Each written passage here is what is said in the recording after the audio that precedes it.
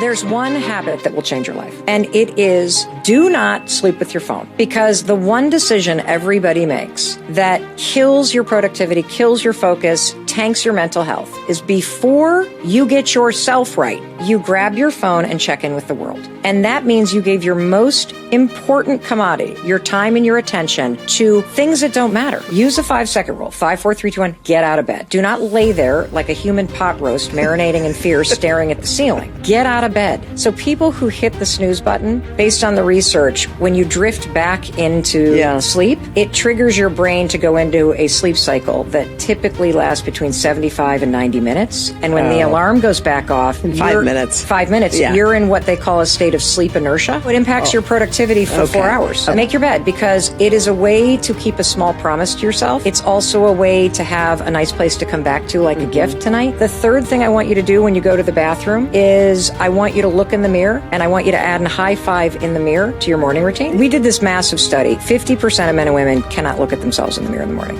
And the rest of us glance at ourselves in the mirror and focus on what we hate. If you physically raise your hand without saying a word, and you raise your hand to the mirror, something crazy happens. A lifetime of positive neurological programming that has been attached to the act of giving a high five to other people gets aimed back at you. The next thing I want you to do is simply take 5 minutes, the remaining 5 minutes that you have, and do some kind of mindset practice. And as the close of the practice, before you look at your phone, I want you to decide what is one thing that matters to me today that I'm going to make progress on. That's it.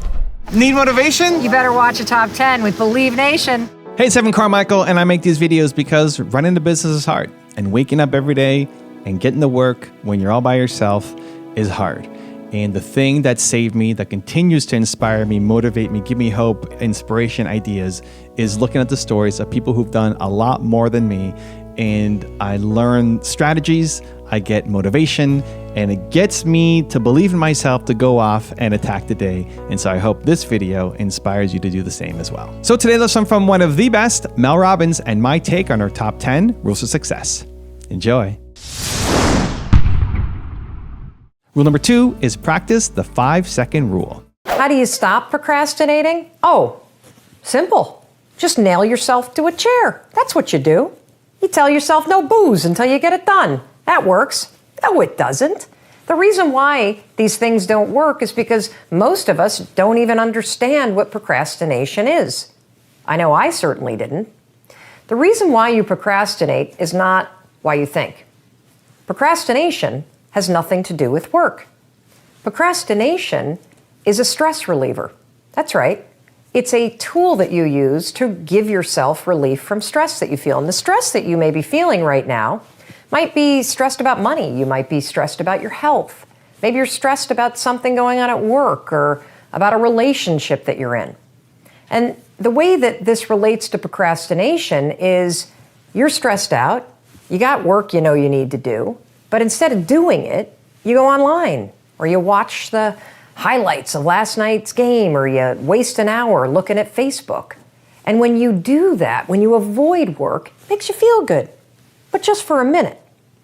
See, this is where we get procrastination all wrong. A lot of people think procrastination is about willpower. It means that you're lazy. It has nothing to do with that. It's all about your stress. That's why your work ethic or discipline, that's not going to solve this either. The key to stopping procrastination, number 1, is understanding what it is. It's a way that you deal with stress. And number 2, it's about 5-second decisions that stop the cycle of procrastinating. Because when you change your decisions, you're going to change everything. And here's how you're going to use the 5-second rule to do it. When you catch yourself procrastinating, or you feel yourself starting to avoid what you need to do, use the rule. 5, 4, 3, 2, 1, activate your prefrontal cortex, and then acknowledge. Acknowledge that you feel stressed out. That's the first piece. Then you're going to use the 5-second rule to just get started. That's it, for 5 minutes. That's all I'm asking. Force yourself. I'm stressed out. I get it, but I'm going to work for 5 minutes. 5, 4, 3, 2, 1, sit down and get started. After you've worked for 5 minutes, give yourself a break. Watch all the cat videos you want. I don't really care.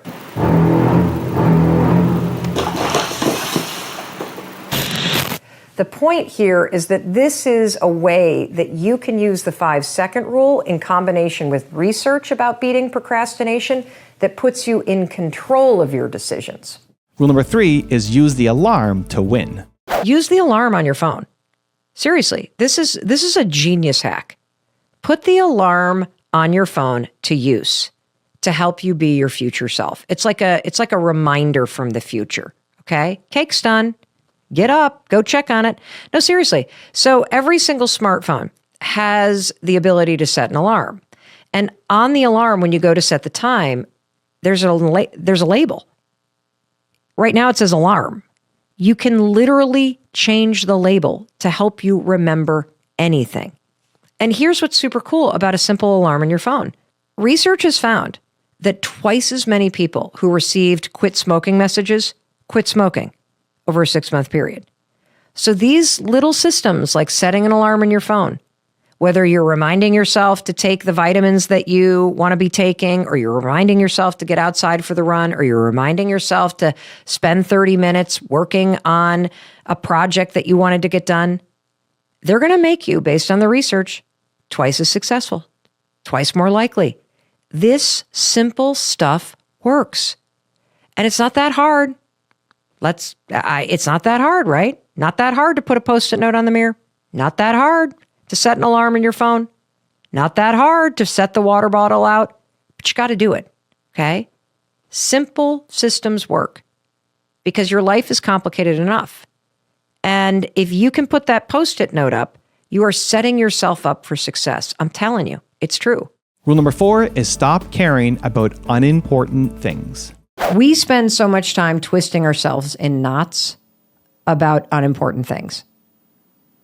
And we just talked about how hideous, I'll use the word hideous, because I literally looked hideous. I mean, I not only had a tomato red face and like crazy witch hair and foggy glasses and bad breath and impacted sinuses and probably throwing in a camel toe in there too. I didn't have anything tied around my waist.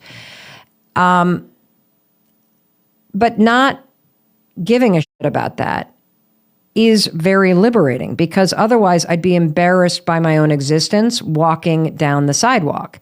And I would twist myself in knots worrying about what do I look like and how red is my face? Is my face coming down? And maybe I should go back to the hotel and take a shower and get this makeup off my face and blow my nose before I get a cup of coffee. And all of that energy twisting myself around what other people may be thinking rather than just being okay, not giving a shit.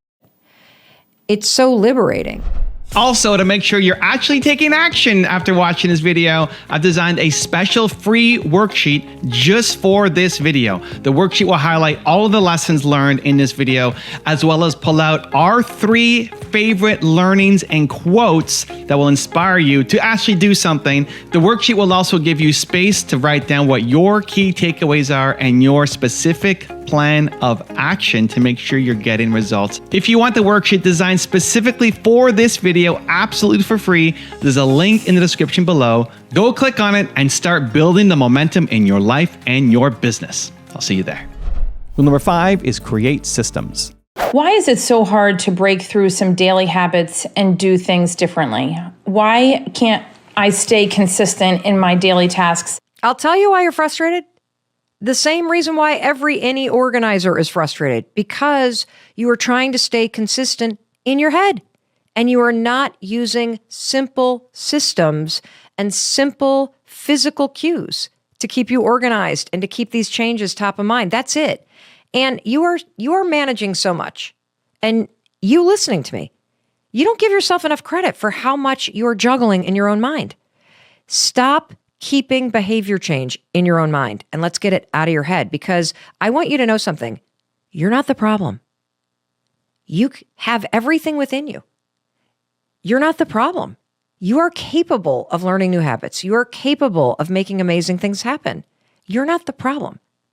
The problem is that you're attacking this as an any organizer.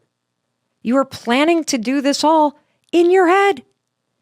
And all you need is Audi systems that keep these new changes front and center in front of you. That's how you stay consistent. Stop relying on willpower. Stop relying on having to remember what you need to do. Absolutely not. There is no way you are going to achieve your goals or stay consistent or make all those amazing changes that you want to make, that you deserve to have happen, unless you start to implement systems in your life. Rule number 6 is stop caring what people think. Just to give you a visual, everybody. You know, tomatoes in high summer, August at a farmer's market, bright, deep, opaque, shiny red. That was basically the color of my face. My hair is starting to grow out, so the roots are coming in nice and gray. And I put on my glasses and they fogged up. For all I know, I had a camel toe. And I was walking down the sidewalk in LA outside of the yoga studio, headed to my favorite coffee shop to basically get a cup of liquid caffeinated sugar. And I pulled out that phone because I thought, you know what? I did not want to go this morning. My sinuses are bothering me. I know you can relate to that. And so I just start filming. And I agree, I looked like absolute shit. But here's what I think. I walk around looking like that. So why would I be worried about putting it online? Like if you walk into the grocery store wearing a pair of yoga tights and your bra is showing through your t-shirt and you're sweaty and your hair's a mess, why do you feel bad putting a photo of yourself looking like that online? Like you got to stop and consider that you're okay going out in public or being around friends looking like crap, because that's how we all look in real life. But somehow that's not acceptable on social media. And so it's been very liberating for me to just go, F it. I don't care what I look like because I walk into a grocery store looking like this. I know I look like shit. Who cares? But the public and what I look like in public is exactly what I'm willing and I think you should put on social media. Because if you don't, you're subconsciously giving a shit about your appearance. And I think that's really, as you guys keep like teeing up these examples of where I'm either completely violating social norms like the no toes policy, which I was unaware of, or I am being really offensive by taking my shirt off and doing what I thought was a very polite, discreet move of covering my nipples with my t-shirt so I could get some sun, because I feel depressed and translucent like a gray dolphin living here in southern Vermont. But I think the real liberating thing about learning how to give a shit is that you put your energy toward giving a shit towards things that matter, and you spend less time draining your energy on the shit that really doesn't matter. And one of the things that I gave up a long time ago, Christine, is worrying about what I looked like. And maybe it was because of the experience of being a commentator on CNN, because when I was on CNN, as you know, Christine, as an on-air commentator, a paid legal commentator. There were only 5 of us in the entire world that were on that team. And it was a really cool job analyzing some of the biggest cases of our time.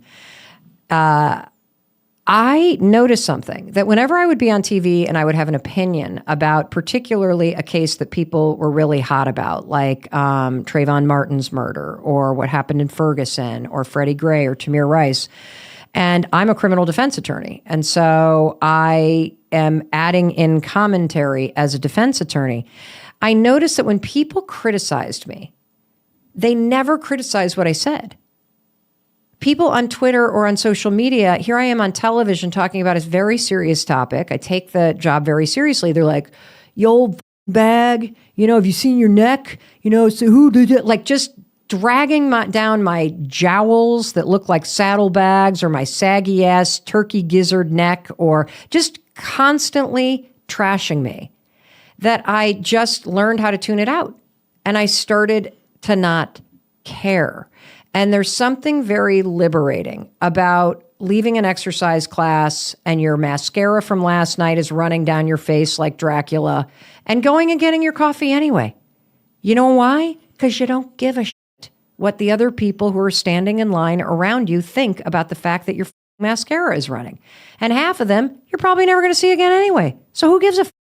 Rule number 7 is focus your attention. First, we're going to talk about globally how I want you to think about being able to focus your attention and get things done, okay? And this is on a day-to-day basis. First of all, when I talk about productivity and the ability to focus your attention on a day-to-day basis, I want you to understand a simple fact. In order to get things done, in order to direct your focus and move through a task, you are going to require some brain power. And so I want you to think about your brain like a car engine, right? And a car engine is what you need in a car to power you forward. And your brain is like an engine that will power you forward to help you get tasks done. Now, an engine requires fuel, right? And sure enough, your brain has a certain amount of fuel. So imagine that you got like a tank that has fuel in it in your brain, okay? And as you wake up and as you go through your day and as you direct your attention on things, guess what happens to that fuel in your brain? It starts to drain. And so I want you to know this because the tactics and the tools that I'm about to teach you relate to the fuel in your brain and what times of day you have the most fuel.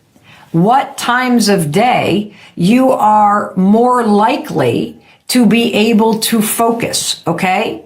And what do you think, everybody, is the best time of day for your brain and for the amount of fuel that you have in your brain naturally in order to be able to tap into it and drive your focus at something that's important to you? I love this. You guys are right. Laura says my brain is mush by the end of the day. Everybody's saying morning, morning, morning. I see somebody saying, I feel like I'm on empty. This is a really good analogy because there are times where you feel like your brain is full of gas and you're able to direct your attention and focus. And then there are times where you're like, Jesus, I feel like I'm running on empty. I'm running on fumes here. And you're absolutely right, everybody.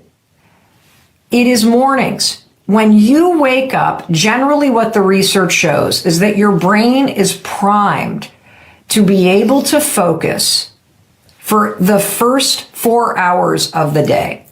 The first 4 hours of the day tend to be, for most of us, the time of day when your brain has the most fuel and when your speed of processing is awesome and when you are able to direct your attention at what you need to be focused on, okay? So now, there's a caveat to this. You can manufacture boosts of productivity and boosts of feeling like you've got a little bit more brain power. Number one, immediately after you exercise. So if you have a burst of cardio, 30 minutes is what a lot of the research says. But if you have a burst of cardio, you will get a little bit of increase in fuel. Another thing that helps is getting outside. Getting outside when you start to feel your energy and your focus start to go to empty, getting outside is another way to give yourself a boost of brain power. Rule number 8 is never complain. Deborah says, what about complaining about things that genuinely take time to resolve? Like I'm getting over being sick. Let me ask you a question. Does complaining about being sick actually help you get better? It's a fair question. You're allowed to complain if it's productive. If it makes you feel better to go,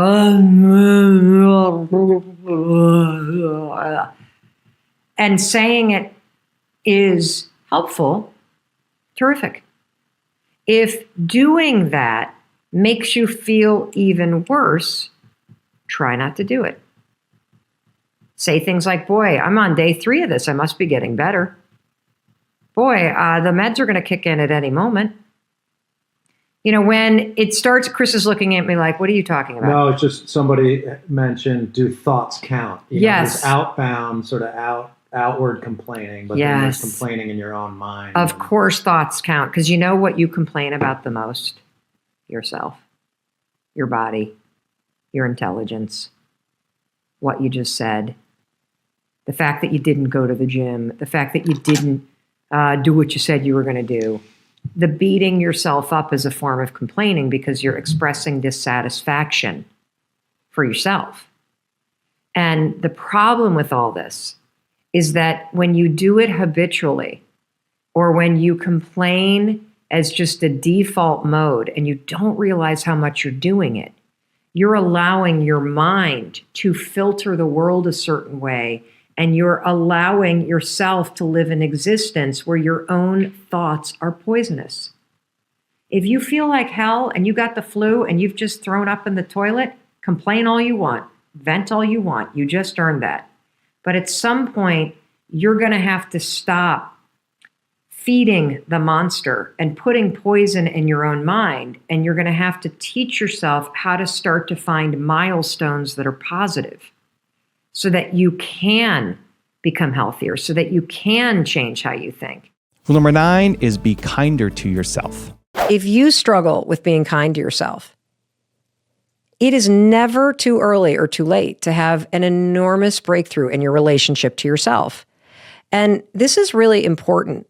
It's really important because based on the research, there was this massive study done in the UK where they took a look at absolutely every single behavior or attitude change you could make or you could practice in terms of improving your life. And they looked at everything. They looked at changing your diet, practicing gratitude, having a meditation practice, exercising regularly, seeing your friends more, all the things that we know we should be doing, right?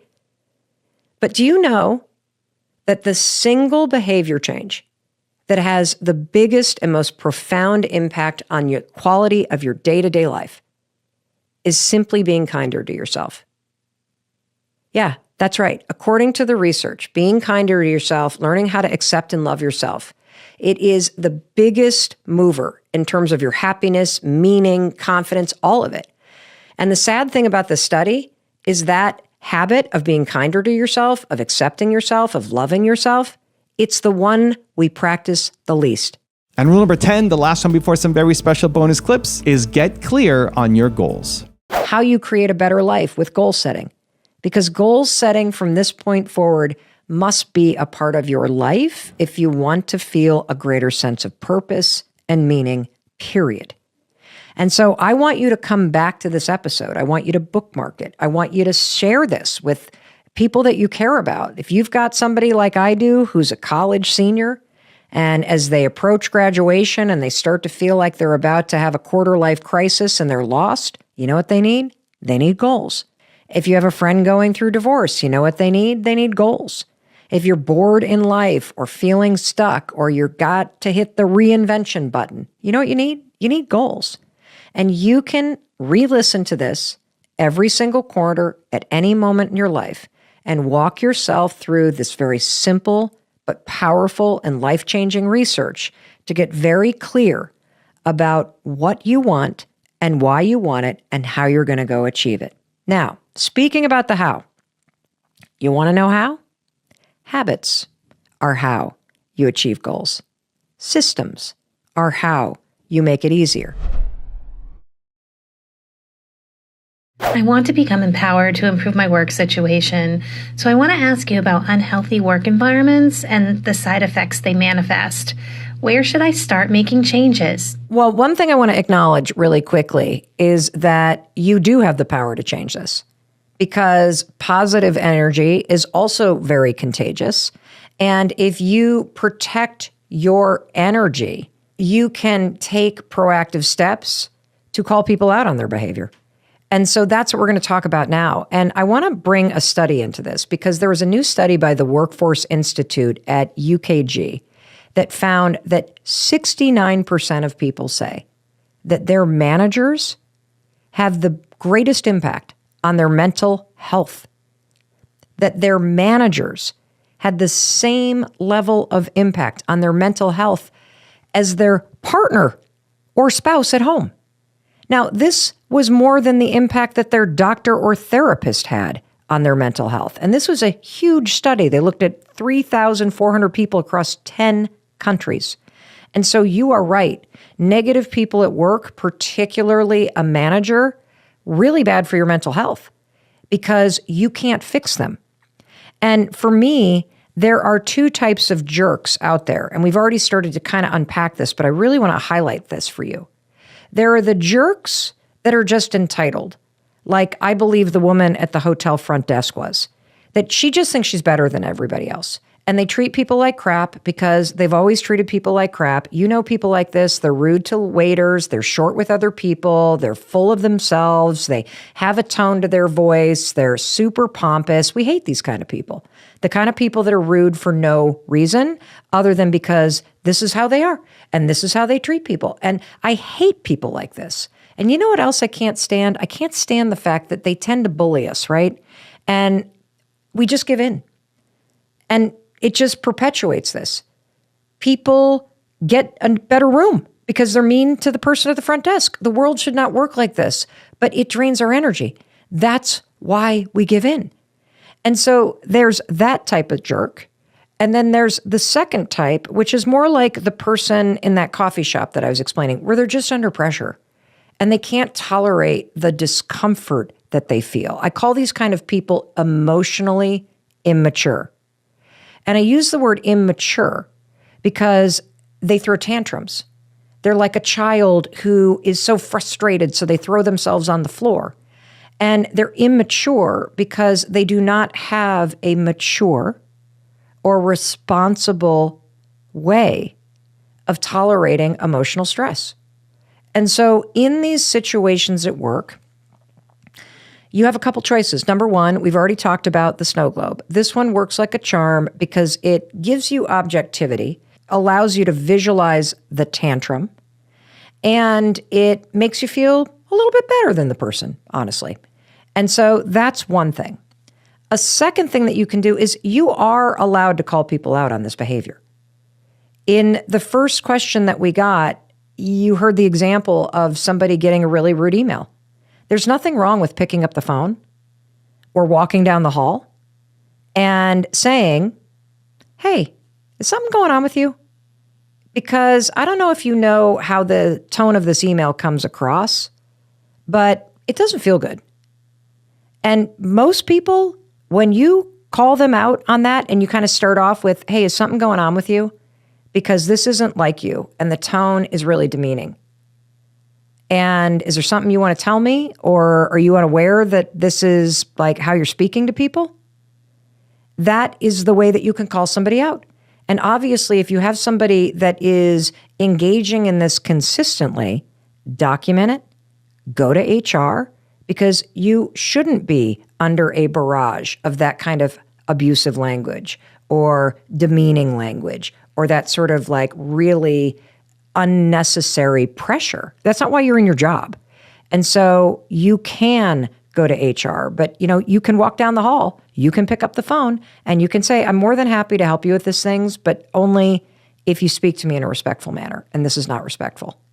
And I'm sorry you're having a bad day, but don't take it out on me. My son actually used to say that to me, and so did my kids. They would literally go, I don't know what's going on at work, but don't take it out on me. I don't work with you. And so call the person out. And if you're not comfortable, start documenting it and then go to HR and try to get some help with it. If you're living in the past, you're going to be depressed because you are rehashing things that happened to you that are not going to happen again. If you're living in the future, you're going to be anxious because you are anticipating what's coming or you're wishing for things that aren't happening yet. Being in the present is where the gold is. Being in the present moment is where you will have the greatest control, where you will feel the most at ease, and where happiness flourishes. There's a super tight connection between happiness and the ability to live in the present moment. A lot of people believe that happiness is tied to the things that happen to you. Not so at all. In fact, there is a professor of positive psychology. He's one of the grandfathers of the movement. He teaches at the University of Pennsylvania. His name is Martin Seligman, and he's studied happiness for decades. Now, one of the things that we've talked about a lot is that 40% of your happiness levels are preset by genetics. 60% you are in complete control of. And one of the things that this professor has discovered is that it doesn't matter what's happened to you. In fact, some of the people that have had the worst things happen to them, like people that have survived the Holocaust are actually the happiest and most grateful people in the world. Happiness comes down to this right up here. It comes down to your thoughts, it comes down to your mindset, it comes down to your attitude, and you are 100% control of what you're thinking. You may not be in control of how you feel in the moment, but you can always, always, always, always be in control of what you think. And that will change how you're feeling. One of the most powerful things that you can do in terms of think, and this gets back to Strick's question, is how do you be present? Being present is literally nothing more than the skill of having your thoughts be in this moment, not in the past, not in the future, but right here. The way that you teach yourself how to do that is that the moment that you catch yourself being distracted, the moment you catch yourself starting to worry, the moment you catch yourself drifting to the future or drifting to the past, that's a moment of tremendous power because you basically just woke up. You basically just noticed that you're not here in this particular moment. So use that wake-up call, 5, 4, 3, 2, 1, and ground yourself in this moment. The best way to ground yourself in the moment is to look for something in this particular moment that you can savor. Now, I'm using the word savor on purpose because it's the word that psychologists use to describe what happens when you find something in this moment right now, right here, right now, to focus on and to appreciate. It could be literally the questions. These are printed out questions from people on social media. And if I were to stop and look at these and savor them, what I would feel in this moment is a tremendous amount of gratitude because people are taking the time to write. And that makes me feel incredibly grateful. And it also makes me very happy because it means that the folks that are writing are taking control of their lives and seeking out the information that they need. Another form of savoring that we can all relate to is eating. As you're eating, instead of drifting to the future and thinking about all the things that you need to do or hanging out in the past and rehashing everything that's happened during the day, be in this moment, in this meal. Slow down. Think about the food that you're eating. Think about the people that you're sitting with and how you feel about them. And if you want to take it up a notch, actually acknowledge them. Hey, this food tastes amazing. Thank you for cooking. Or I'm so glad to see you and that we get the time to have this meal together. Those small, simple acts of savoring are how you expand your happiness inside the present moment. So, how do you be more present?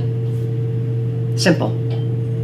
The moment that you catch yourself in the future, in the past, worrying, whatever, refocus yourself right here, right now, and then find something right here, right now that you can savor.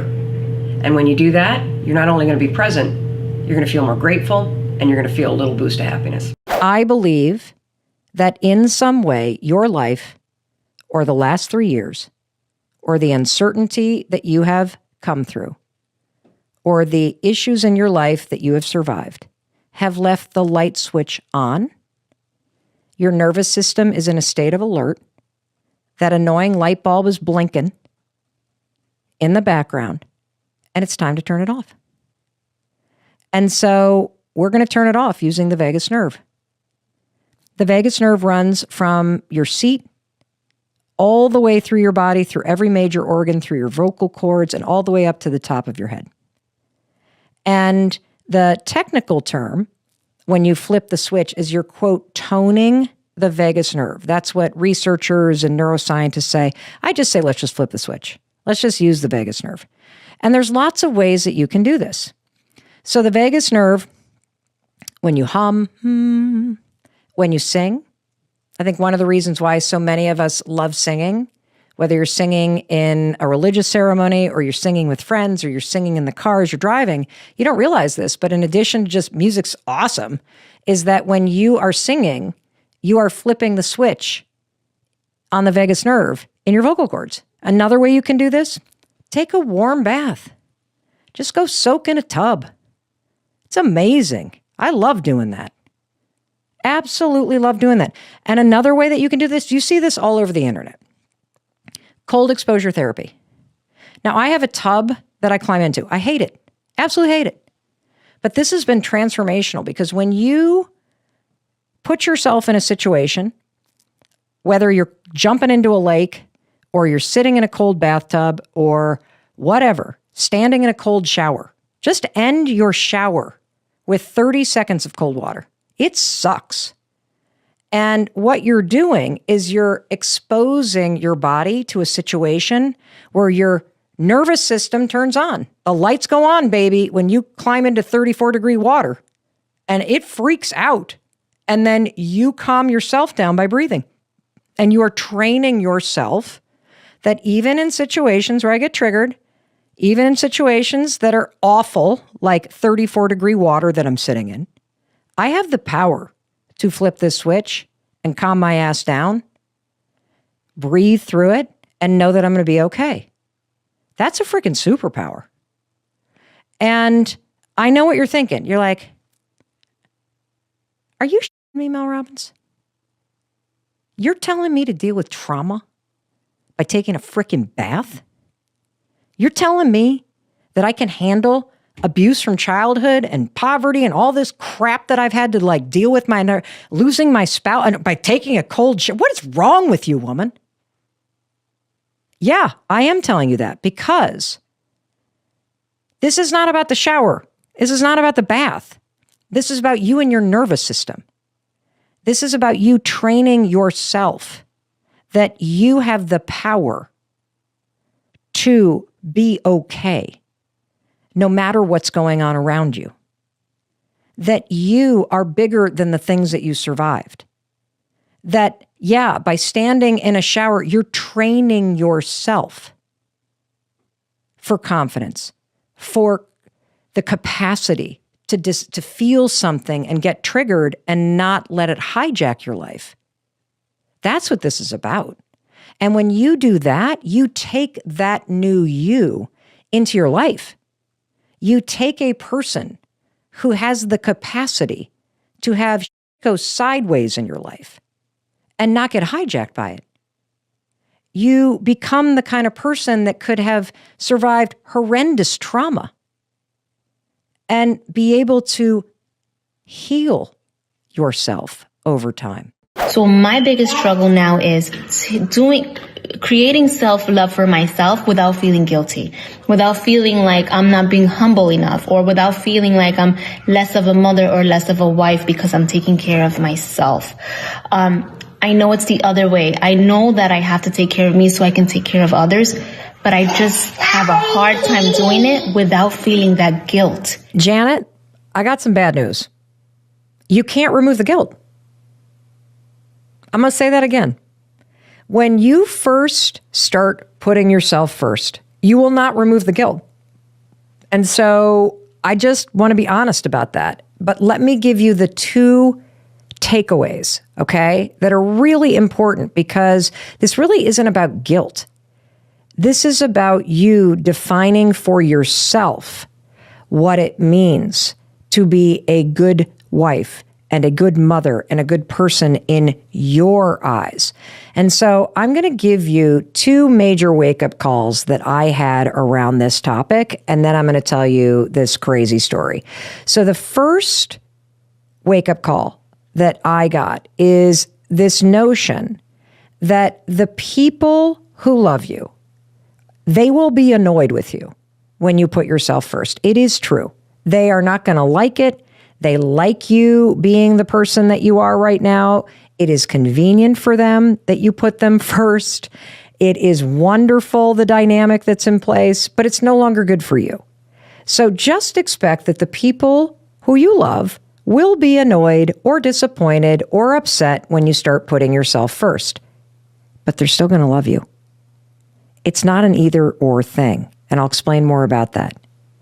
And second, this is a huge wake-up call. What if the guilt doesn't go away? What if guilt is actually a good thing? What if guilt is super healthy to feel right now? In fact, that's what I believe. I believe that the guilt is good. I believe that the guilt is healthy. And I believe that you can reframe it. See, guilt shows that you care. That's why you feel that way. If you were a narcissistic douchebag, you wouldn't feel guilty at all for putting yourself first. I want to frame guilt in a different way for you, okay? Let's frame it from a bad sign. Ooh, I'm doing something bad. I'm putting myself first, into a good one. Stop seeing guilt as a bad thing, because you're not doing anything wrong when you put yourself first. Start seeing guilt as a good thing. Guilt is a sign that you're breaking free of this people-pleasing habit. You feel guilty because putting yourself first is just a new feeling. That's it.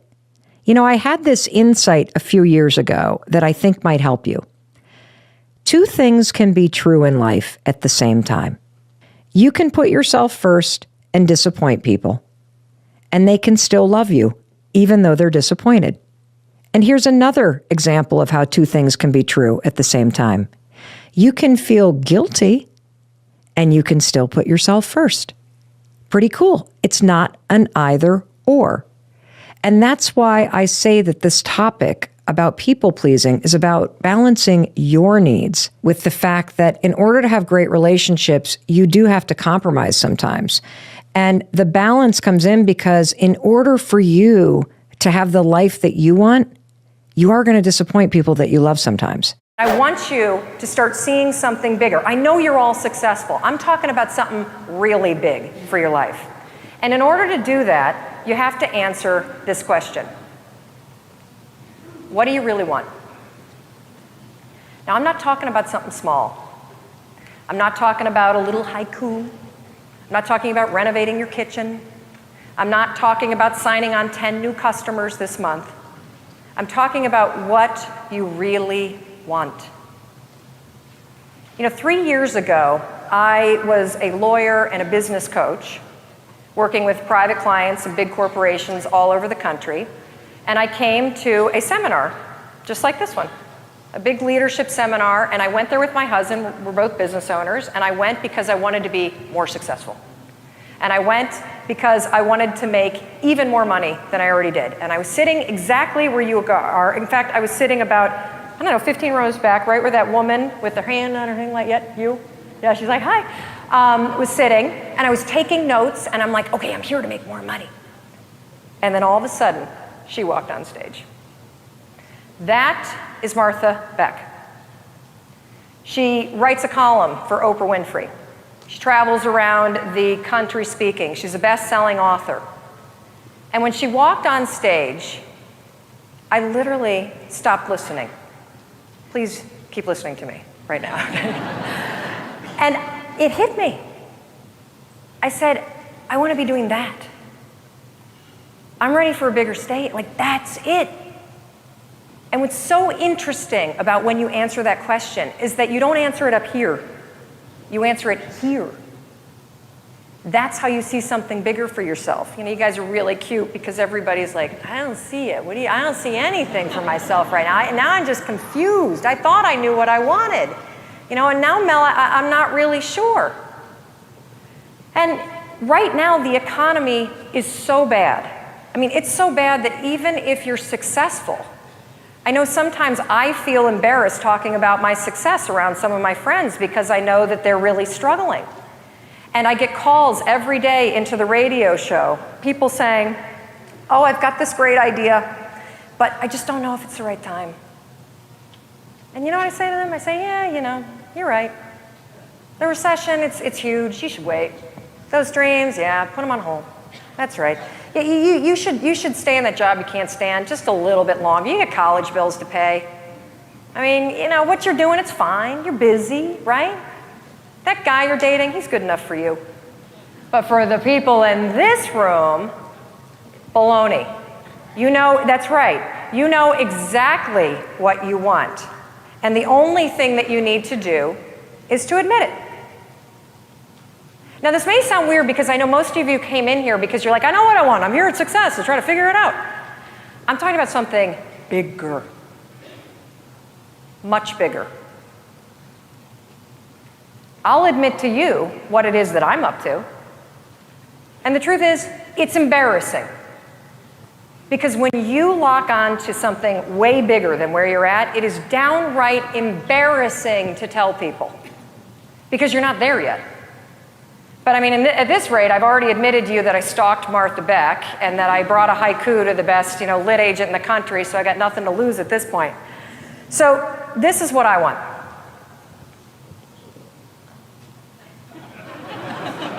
Well, not him. I'm married. I want what he's got. I want 600 radio stations. I want 2 million listeners. And I could certainly deal with the $400 million salary. In fact, if I got it, I'd renovate everybody's kitchen. And you know, the thing is, though, that's so interesting about this is that I didn't pick him. I mean, I'm not looking to become a cigar-smoking, conservative, political guy that like stirs the pot and makes everybody all mad. I'm the liberal lifestyle gal that's trying to help people out. But what I want to do is I want to use radio to entertain people and help them achieve their dreams. And when I really think about it, he's the one that's in the front. I want to not only reach what he's doing, I want to surpass him. I mean, do you think I like it when my friends come over to my office in Boston at my house and they're like, what is that guy doing on your board? No, it's embarrassing. When you admit the big thing that you're up to, it's embarrassing. I have 40 stations. He's got 600. There's a big gap. So admitting where you want to get to is embarrassing, but you got to do it. Drive. That's this puppy right here. This is what you want. This is your prefrontal cortex. Drive is the mode where you're in charge of your thoughts, okay? It's where you are fully awake, you are present, and you are driving your thoughts and actions. When you're doing that, your prefrontal cortex is active. The prefrontal cortex is the part of the brain that you need in order to learn new behavior, in order to do something difficult, in order to do something uncertain, in order to do strategic thinking. So I'm going to give you an example. So I'm a righty. If I were to try to write with my left hand, Lewis is going to torture me and tie my hand behind my back and make me like do this, I could do it. It would look like I was writing with my foot. And if Lewis came up to me and said, hey, Mel, you want some bulletproof coffee? I'd be like, Lewis, I'm trying to concentrate. I can't do this. My prefrontal cortex would be el fuego because it is firing on all cylinders to communicate to my hand new behavior. So the thing that's cool about that is that you can use a simple trick. The moment you feel yourself hesitate, the moment you've got one of those moments where you know that you need to, this is that moment that Lewis talks to you about where you got to step outside of your comfort zone and you've got to lean into your passion and you've got to really take some risks and you got to feel the fear and you got to do it anyway. That's the moment where you just woke up and now you got a decision to make. Are you going to drift back into the habits or are you going to awaken your prefrontal cortex and drive forward and focus and do something new? Manifesting is intentionally training your brain and your nervous system to believe in something that hasn't happened yet. That's what manifesting is. Manifesting is a power tool. It's backed by neuroscience. It is backed by years of research. And when used properly, it helps you achieve your goals because it helps you prepare to do the work. I use science-backed manifesting tools every single day to shut down the negative conversations in my life and to live a big life and to take big risks. And dude, Olympic athletes use manifesting. And we're going to get into how Olympic athletes and the world's leading, business leaders and successful people everywhere use it. But I'm telling you right now, the way you shut down your internal conversation that is holding you back is manifesting. Manifesting is one of the first things you have to learn how to do to get started on making this a reality. So what is manifesting? Manifesting is mentally training for getting what you want. That's all that it is. It is part of the toolkit that successful people around the world use. Let me tell you what manifesting is not. Manifesting is not thinking thoughts and then hoping they come true. That is what people do on their 7th birthday, and they blow out the candles. That is not what we are doing here. Manifesting is based in neuroscience. It is a tool that you are going to use precisely, intentionally, systematically, with purpose, because you use manifesting to rewire your mind and your body and your spirit to help you do the work to achieve your dreams. When you use manifesting properly, you are removing the mental obstacles of self-doubt, resistance, fear, perfectionism, feeling overwhelmed, other people's expectations, all that stuff that is holding you in place right now, that makes you spin in circles. Manifesting clears that shit out, and it programs, using science, a completely different way of thinking and feeling about the things that you want to create in your life. And when you manifest properly, it's almost like the pregame training that you do before the big game. It prepares you to take action. It boosts your confidence. It gets you ready to do that thing. Pick the 2 things that are the most important things that you could focus on, that are priorities for you, that will advance your long-term goals. So just pick 2 priorities a day. Whenever you have some spare time or you've got some wiggle room in your schedule, that's when you force yourself to sit down and work on those 2 priorities for the day. Because here's the truth about a to-do list. Eventually that crap will get done.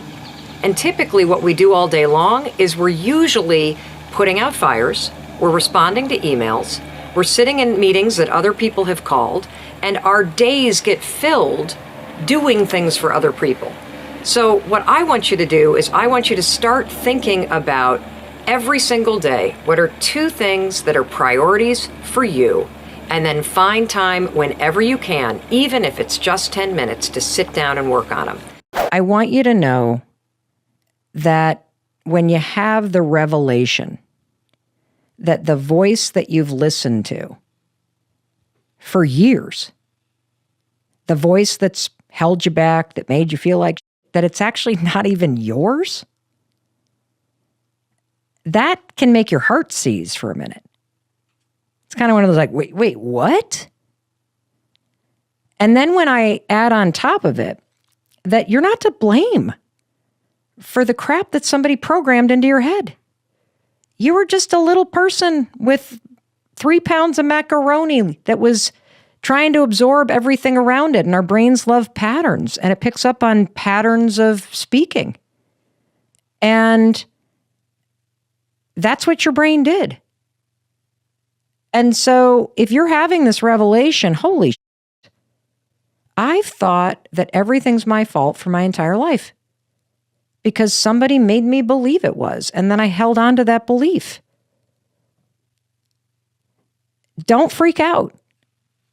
This is great news because so many people spend their entire lives not even realizing that it's possible to change the way you think. It is possible to put a new playlist in your mind. It is possible to filter the world completely differently and to make your brain work for you. Now, are you going to have positive thoughts all day long? No. Are you going to be like, 1,000% confident? No. But can you stop torturing yourself? Yes. Can you start encouraging yourself? You better believe you can. Can you separate what your narcissistic piece of ex-spouse said to you from what you actually believe about yourself? That you want to believe about yourself? Yeah, you can. Can you do it overnight? No. You're going to have to work at this, just like the people in your past worked over time at saying things to you that beat you down. Get up 30 minutes earlier than you normally do and push yourself to work on the most important priorities first. This isn't just me. Research shows that your most productive hours are the first 2 to 3 hours after you wake up and get ready. This means that for peak productivity, you've got to do whatever you can do to make sure the most important work to you gets done first during that window of time. One of the best places to start is by adding a simple habit to your morning routine or your evening routine, which is to write down 5 things that you want. They can be small, they can be big, anything. So let me see if I can get the 3 steps to developing synchronicity as a superpower in your life. Number 1, you have to supercharge your attention about what you want.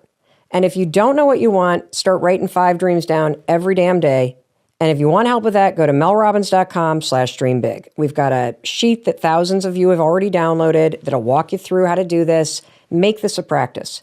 because this all begins with what's inside your mind, inside your heart. And so you got to get serious about putting your attention on what you want instead of bitching about the things that you don't have or the way that things are. So superpowering your attention is step number one for developing synchronicity in your life, correct? Yep.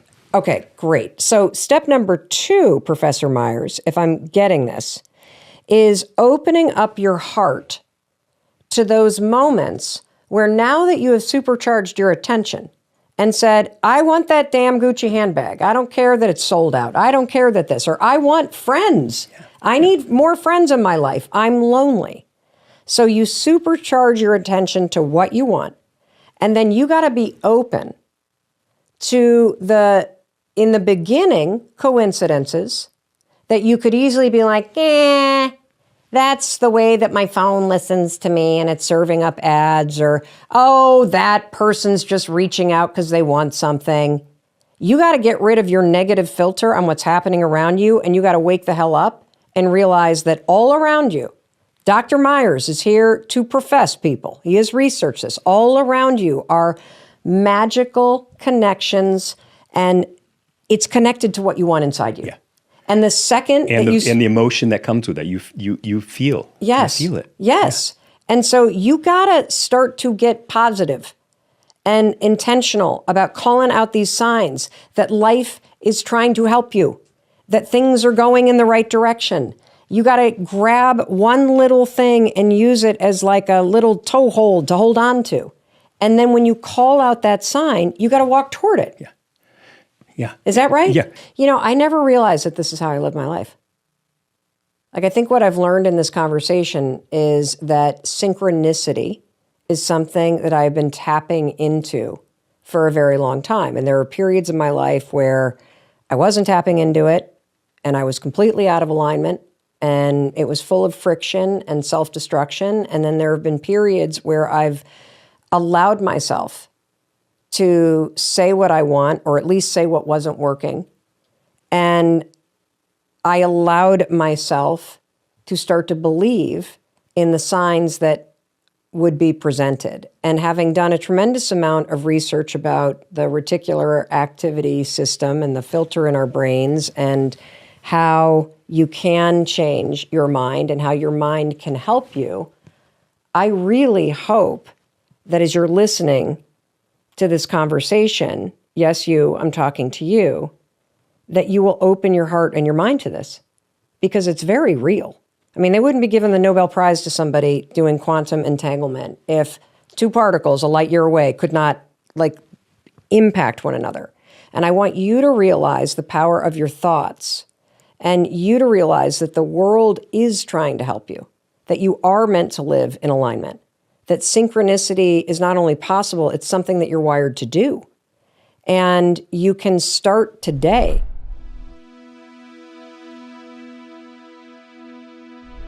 Because you made it this far in the video, I want to celebrate you. Most people start and don't finish. Most people never actually follow through. Most people say they want something, but they don't ever do the work to actually get it. But you are different.